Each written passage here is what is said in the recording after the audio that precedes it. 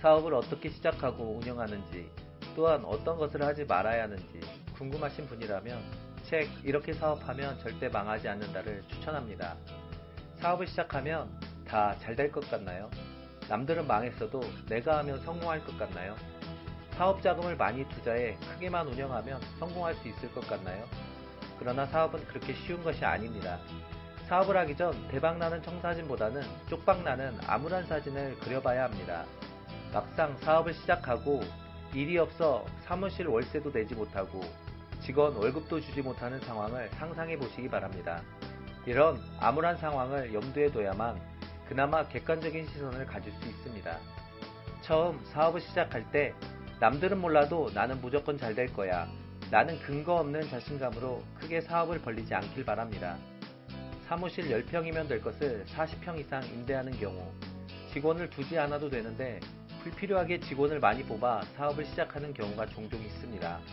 물론 사업이 잘 되면 상관없겠지만 안 되면 요즘 같은 시대에는 회복 불가능합니다. 그러기에 사업을 시작할 때는 최대한 투자비를 줄이고 사업을 해 나가면서 그때그때 투자하는 식으로 운영해야 합니다. 요즘 시대에는 인터넷이 발전해서 조금만 수고하면 사업 투자 비용을 줄일 수 있는 방법을 아주 쉽게 찾을 수 있습니다. 사무실로 예를 들어보겠습니다. 사무실을 임대하는 것은 비용이 비쌉니다. 그러기에 공동사무실이나 소호사무실을 알아보는 것이 좋습니다. 물론 자택근무가 가능하다면 집에서 사업을 시작하는 것이 가장 좋고요. 사무실을 임대해서 사용하게 되면 보증금과 월세가 많이 들어가게 됩니다. 일반적으로 월세가 100만원인 경우 보증금은 그의 10배인 1000만원이 됩니다. 1000만원이라는 돈은 결코 작은 돈이 아닙니다.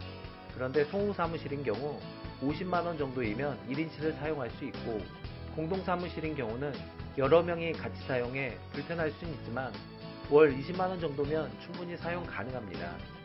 보증금은 3개월 정도의 월세를 받기 때문에 사무실을 임대해 사용하는 것보다 훨씬 저렴합니다.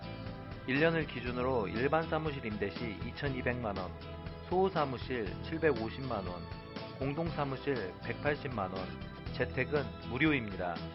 무작정 사업이 잘 될 거라 생각하여 무리하지 마시고 비용을 낮추는 방법을 잘 알아보시기 바랍니다. 또 다른 예를 들어보겠습니다. 사업에 있어서 직원은 꼭 필요합니다. 요즘 같은 전문화 시대에서는 전문성을 갖춘 직원이 꼭 필요합니다. 돈을 아끼기 위해 자신이 조금 배워 일을 하는 것은 경쟁력이 떨어져 바람직하지 않습니다. 그렇다 해서 무작정 직원을 뽑는 건 역시 바람직하지 않습니다. 사업의 지출 대부분이 인건비라는 말이 있듯이 직원을 뽑는 것은 아주 신중해야 합니다. 그러기에 사업 초기에 전문 인력이 필요하다면 외주를 주는 것도 좋은 방법입니다. 디자이너가 필요하다면 프리랜서나 디자인 업체를 알아봐 외주를 주는 것입니다. 외주를 주면 비용이 들긴 하지만 직원에게 급여를 주는 것만큼은 아닙니다. 직원은 일을 하든 하지 않든 무조건 급여를 지급해야 하지만 외주는 다릅니다. 일이 있을 때만 맡기기 때문에 직원을 둘 때보다는 비용이 훨씬 적게 들어갑니다. 물론 불편함은 감수해야 합니다. 직원은 바로바로 소통하면서 작업을 할 수 있지만 외주인 경우 전화나 이메일을 통해 간접적인 방법으로 업무를 진행하기 때문에 여러가지 불편한 사항들이 발생됩니다. 그러나 사업 초기 비용을 줄이기 위해서는 불편함도 감수해야 합니다. 이처럼 사무실 임대나 직원 채용 등과 같은 사업 준비는 잘 알아보면 충분히 좋은 시스템들이 있으니 적극 활용하시기 바랍니다.